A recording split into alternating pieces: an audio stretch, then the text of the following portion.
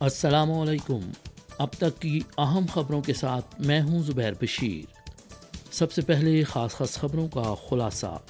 CPPCC کی 14ویں قومی committee کا دوسرا اجلاس شروع، شی جن پنگ سمیت رہنماؤں کی شرکت۔ نیشنل پیپلز کانگریس کی پریس کانفرنس میں امریکہ سے وعدوں کی پاسداری اور دونوں ممالک کے سربراہان مملکت کے درمیان طے پانے والے اتفاق رائے پر عمل کی توقع کا اظہار، اور چین کی جانب سے شہباز شریف کو پاکستان کا وزیر اعظم منتخب ہونے پر مبارکباد۔ آئیے اب خبریں سنتے ہیں تفصیل کے ساتھ۔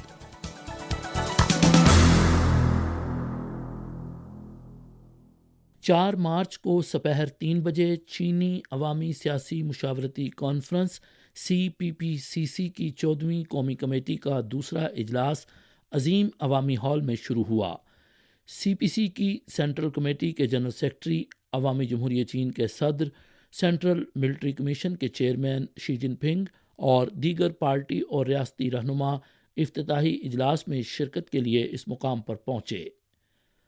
14ویں قومی عوامی کانگریس کے دوسرے اجلاس کے حوالے سے 4 مارچ کو بیجنگ کے عظیم عوامی ہال میں ایک پریس کانفرنس کا انعقاد کیا گیا۔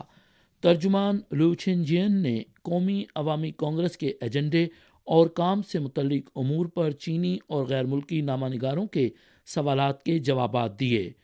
لو چھن جین نے تعارف کرایا کہ 14ویں قومی عوامی کانگریس کا دوسرا اجلاس 5 مارچ کی صبح شروع ہوگا اور 11 مارچ کی سپہر کو اختتام پذیر ہوگا۔ یہ سیشن 7 دن تک جاری رہے گا اور اس دوران 3 کل رکنی اجلاسوں کا اہتمام کیا جائے گا۔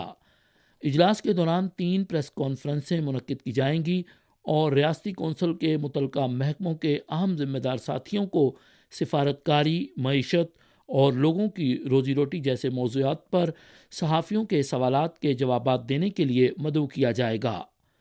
کانفرنس کے ایجنڈے میں 7 آئٹمز ہیں۔ پہلا، حکومتی ورک رپورٹ کا جائزہ۔ دوسرا، سن 2023 کے قومی اقتصادی اور سماجی ترقی کے منصوبوں پر عمل درآمد کی رپورٹ کا جائزہ اور 2024 کے قومی اقتصادی اور سماجی ترقیاتی منصوبوں کے مسودے کا جائزہ اور 2024 کے قومی اقتصادی اور سماجی ترقیاتی منصوبوں پر عمل درآمد سے متعلق رپورٹ کا جائزہ۔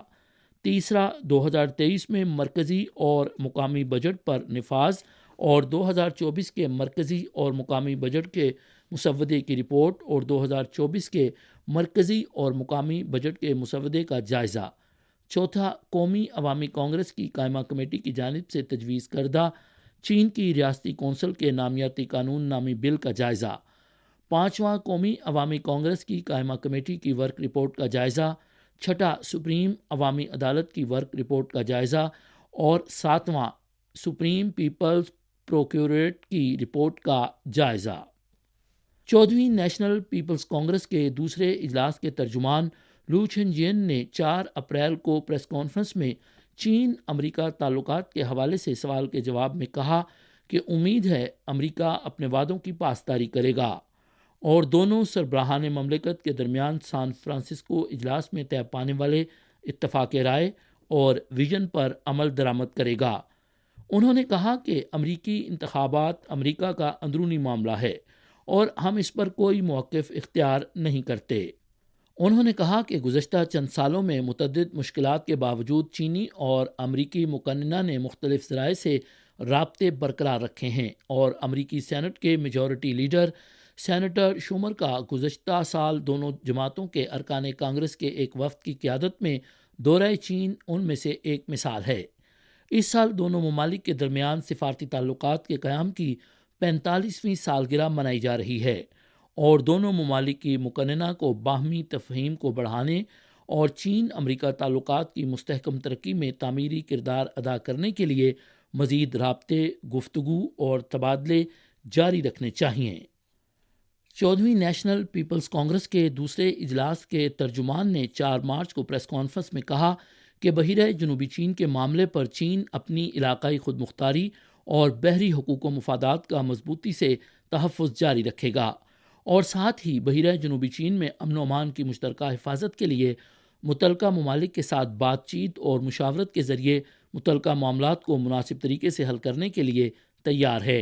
ترجمان نے کہا کہ چین ہمسایہ ممالک کے ساتھ دوستانہ تعاون اور مفادات کی ہم آہنگی کو گہرا کرتا رہے گا تاکہ چینی طرز کی جدید کاری کے زیادہ سے زیادہ فوائد ہمسایہ ممالک کو پہنچ سکیں۔ علاقائی اتحاد، کھلے پن اور ترقی کے لیے نئی قوت محرکہ فراہم کی جائے اور چیلنجوں سے نمٹنے اور مشترکہ خوشحالی کے حصول کے لیے دوسرے ممالک کے ساتھ مل کر کام کیا جائے۔ چین کے 2 اجلاسوں نے دنیا کی توجہ اپنی جانب مبذول کروائی ہے۔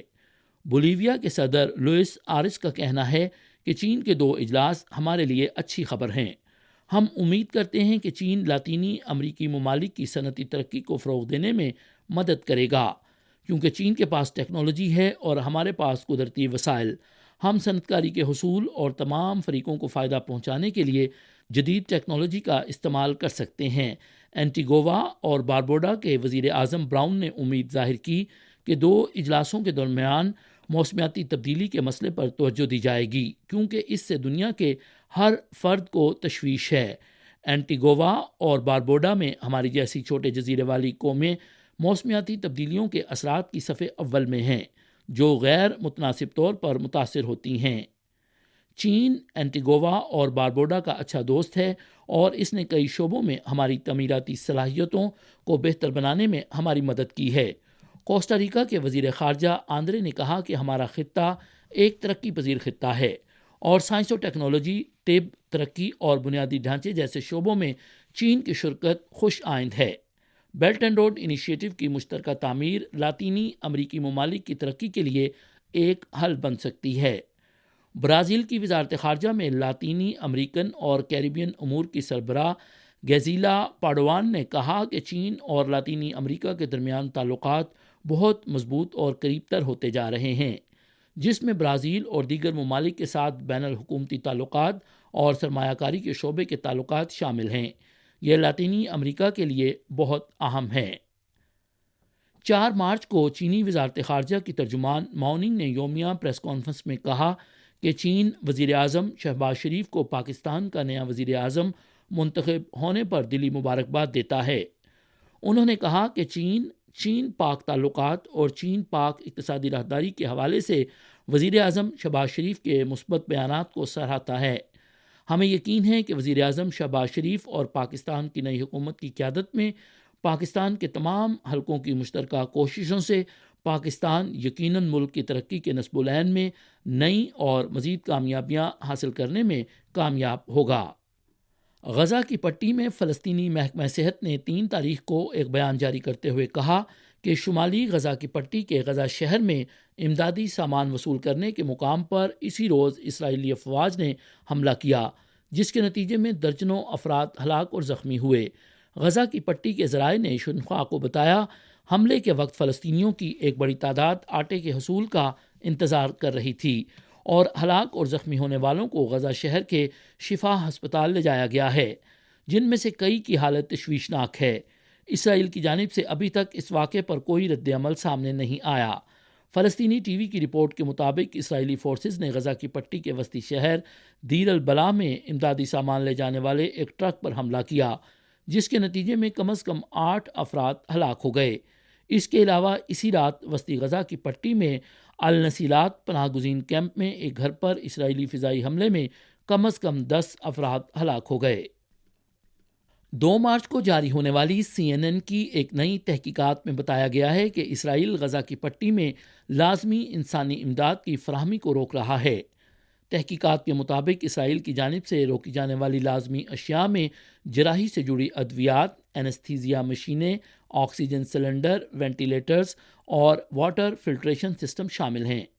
اس کے علاوہ اسرائیل کی جانب سے سلیپنگ بیگز، کینسر کے خلاف ادویات، پانی صاف کرنے والی گولیاں اور زچگی سے جڑی مصنوعات کے داخلے پر بھی رکاوٹیں کھڑی کی گئی ہیں۔ رپورٹ کے مطابق غزہ کی پٹی میں لازمی امداد پہنچانے کے ذمہ دار انسانی ہمدردی کے کارکنوں اور حکام کا کہنا ہے کہ اسرائیل کا غزہ کی پٹی میں انسانی امداد کے داخلے سے متعلق معیار ہٹ دھرمی اور تضادات پر مبنی ہے۔ یہ تھیں اب تک کی اہم خبریں۔ زبیر بشیر کو اجازت دیجیے۔ مزید خبروں کے لیے دیکھیے ہماری ویب سائٹ، پتہ ہے urdu.cri.cn۔